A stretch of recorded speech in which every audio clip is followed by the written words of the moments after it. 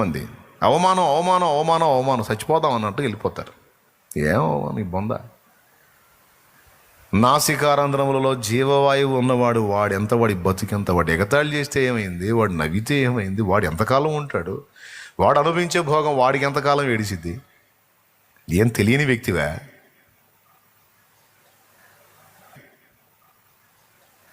నువ్వు ఎరిగి ఉన్న వ్యక్తివి కనుక భౌతికమైనది ఉన్నా లేక శరీర సంబంధంగా ఉన్నా లేకపోయినా, అది గొప్పగా ఉన్నా తక్కువగా ఉన్నా దాన్ని నువ్వు లక్ష్య పెట్టొద్దు.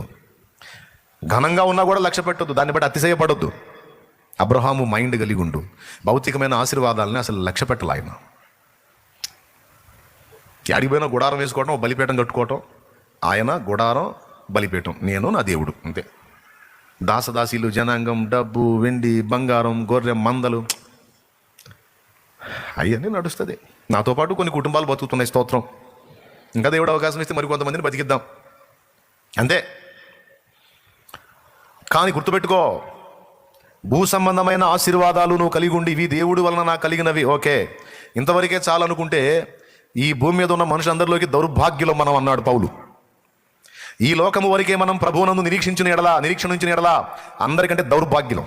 ఇది కాదు, అబ్రహాం పొందిన ఆశీర్వాదం అనేకులకు ఆధ్యాత్మికంగా ఆశీర్వాద కారణమయ్యాడు. నిన్ను ఆశీర్వదిస్తాను ప్రభా, దీవించు నాయన. నీకేం కావాలి నాయన? కుమారుడా, ఏం కావాలరా నీకు? నాకా ప్రభా, మంచి ఇల్లు కావాలి తండ్రి. ఇంకేం కావాలి నాయన?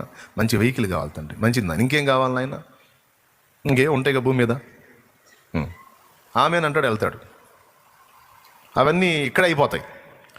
మరి రేపు అక్కడ పోయిన తర్వాత, ఆడపోయిన తర్వాత ఖాళీ చేతులు. ఎక్కడ? న్యాయపీఠ ముందుకు పోయిన తర్వాత, ఏం రబ్బాయ్ అంటే ఏముంది నాయన, ఏం మిగల్లా అంటాడు. కానీ ఈరోజు నాకు ఆ బాధ లేదు. నేను బిల్డింగ్ కోసం అడగల, అంతస్తు కోసం అడగల, బంగ్లా కోసం అడగల, మరి దేనికోసం అడగల. నేను ఏది అడిగినా మెయిన్గా మిమ్మల్ని దృష్టిలో పెట్టుకొని అడిగా. దేవుడిని అడిగిన అన్నీ సంఘాన్ని దృష్టిలో పెట్టుకొని అడిగా. నేను అంతకంటే ముఖ్యంగా దేవుడిని ఎల్లప్పుడూ అడిగింది ఏంటంటే, నీ మహిమ కొరకు నన్ను వాడుకో, నీ చిత్తము నెరవేర్చుట కొరకు నన్ను వాడుకో, నా జన్మ, నా జీవితం నీలో ఖర్చు అయ్యేటట్టు చేయి. నా టైం సూర్యోదయం మొదలుకొని సూర్యాస్తమయం వరకు కూడా నా జీవితంలో ఉన్న కాలం ఏదైతే ఉందో అందులో పెక్కు కాలము నీ కొరకు వాడుకో.